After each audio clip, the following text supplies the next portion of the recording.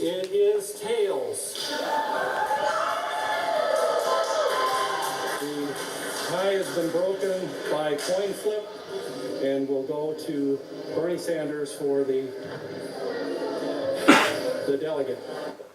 At this hour, the Iowa outcome on the Democratic side remains a bit of a matter of controversy, not just because of the coin flips. Bernie Sanders has yet to concede that official count that put Hillary Clinton in first by 0.2%. I'm looking at the Iowa impact with two guests, Democratic analyst Jessie Mermel, she was the spokesperson for Governor Deval Patrick, and Jeff Simone is the executive director of the Young Republicans. Yes? Yes. I got it right. Okay, so before we go, I'm going to decide who's going to go first. Call it. Heads. Heads.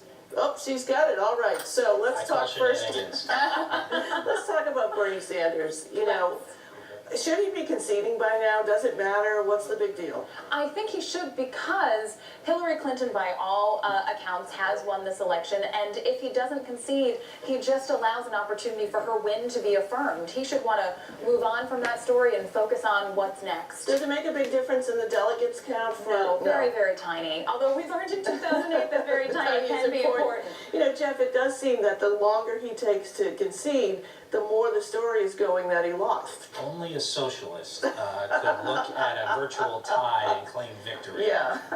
So I think I think it's rather humorous. I can guarantee you, if this was on the Republican side, there would be an out and out uproar for 6 coin flips. I don't even know. That wouldn't even probably be tolerated. But I don't think he should concede. I think actually Hillary probably did earn an honest victory on this one, and she can claim victory, and we can move on to New Hampshire. It doesn't make sense for him to stick. Well, both Hillary Clinton and Bernie Sanders had some opinions on the stakes that were at hand in the contest.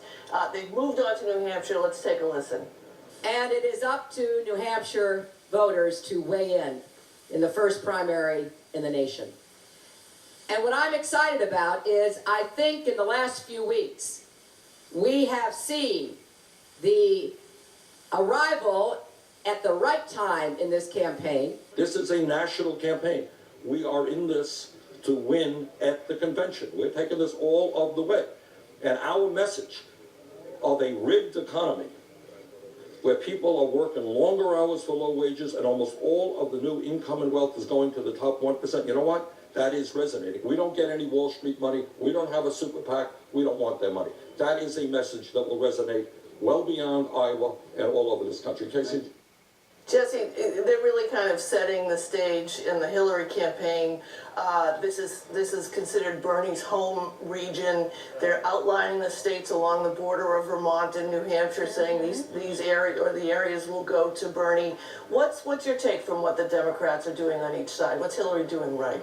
Well, I think Hillary's doing a good job of managing expectations. That's really important. You know, Bernie has had a lead in New Hampshire for a long time now. He is a neighbor. I think what Hillary has to do is close that gap to the greatest extent possible, and then come out like gangbusters in Nevada and in South Carolina. She has a coalition there that traditionally hasn't worked for Bernie Sanders, and so she needs to close that gap, exceed modest expectations, and then really wallop them in Nevada and South Carolina. Jeff? It's Groundhog Day, and we're seeing this play out just like it did 8 years ago. With Barack Obama in the area. I mean, Bernie Sanders was a joke when he first entered this campaign.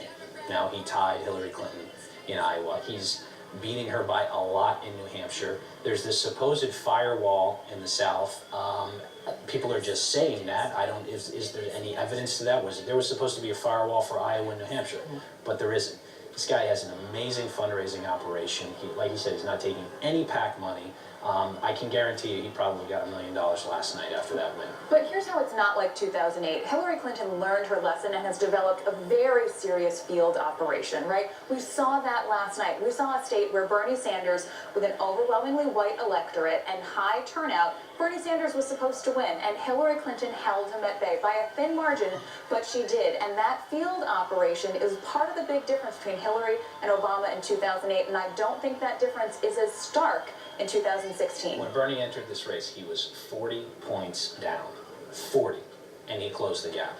I mean, Well, that he did, is but a, the that issue is an enormous. becomes, he did close that gap, but can he beat her? Because what has to happen, I think, in New Hampshire, is he has to, if he wins, he has to win solidly, not just one of these ties. That's the only thing that would be a knock against him right now, is that the expectations are very high for him right now, because he's so far ahead in the polling, and if it closes down to, say, 5 or 8 points, is that in essence a loss, even though he wins it? I don't know about that necessarily, but I think right now, from everything I've seen, he has the absolute capability of walking away with this nomination. Jesse, one of the numbers that we talked about earlier is in Iowa, it looks like Bernie had 84% of the under 25 caucus votes. One can assume he's going to have the same strength in the under 25 numbers in New Hampshire. In general elections, we never talk about the under 25, but in these early states, the kids are plugged in and ready to go. Could this be an issue for Hillary?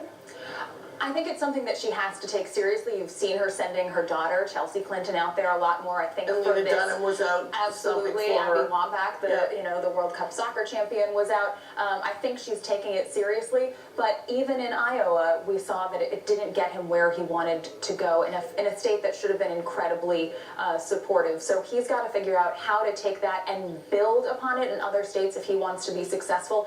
I'm not sure we've seen yet that he has done it. But if we've learned anything in this race, the predictable is unpredictable. Jeff, one of the areas also that Bernie seems to be gaining more support is in the African American communities, and he's gaining support in people who are very vocal about supporting him. Not a large African American population in New Hampshire. It does seem to give Hillary a little squeak by space as well. Possibly, but again, that's supposed to be a part of her firewall, the African American community support. And what we've found throughout this election season is when Bernie Sanders shows up and he campaigns in the areas of whatever state he's campaigning in, he does well. He moves the needle quite significantly. So the firewall of the African American vote or any other block of vote that is supposedly there has melted away for all intents and purposes. And you're seeing, like, the youth vote. It is the youth vote on the left, on the Democratic side, is behind Bernie Sanders, and that means a lot. That's where the momentum is. Yeah, but I don't think we've seen that melt away in the African American community for Hillary Clinton. Her numbers there are still through the roof. Now, if Bernie Sanders has an incredible night next Tuesday in New Hampshire and changes the conversation about him moving into those other more diverse states, anything can happen in 2016. But right now, that hasn't proved to be the case. Hillary Clinton is still holding strong with the African American vote. There's another guy on the Democratic side who's in the race as well. Somebody called Martin O'Malley, I think, who Was. Yeah. What are your thoughts on where those votes would go? Well, it was a limited number of votes. I think that the most interesting thing is actually going to be in New Hampshire what happens with independents who may have been drawn to Martin O'Malley. Do they go to Sanders, do they go to Clinton, or do they go to Trump or another Republican candidate? Because in New Hampshire, they can decide where they want to vote. So that's the most interesting piece. And of course, I think we all lament the fact that there will no longer be Twitter jokes about confusing Martin O'Malley with Boston City Councilor Matt O'Malley. That's a real loss for all of us in Massachusetts. For people sitting at home that are paying attention to the race, they think, well, that was a small number. That's not a big. That shouldn't be a big impact, but it is, isn't it? It's always worth considering. Take Iowa, for example. Now, I'm not as familiar with the Democratic rules as I am with the Republican They're ones. very simple. It's fine. He garnered about 0.5% of the vote, and there's 0.2 of a difference in the vote. So if those if that block of voters can go to another candidate, that is significant, and it could wind up making a big difference. All right. Well, next we'll do some fair and even time, and we're going to move on to the Republicans. So Ted Cruz said the glory of his victory belongs to God. Did he have a higher power on his side? Did someone even more powerful than Donald Trump be involved? Will Donald Trump keep a promise to buy an Iowa farm? And how did Trump lose by finishing second? But everyone agrees Marco Rubio won by finishing third. My guests have all the answers, so stay tuned. This is the moment they said would never happen.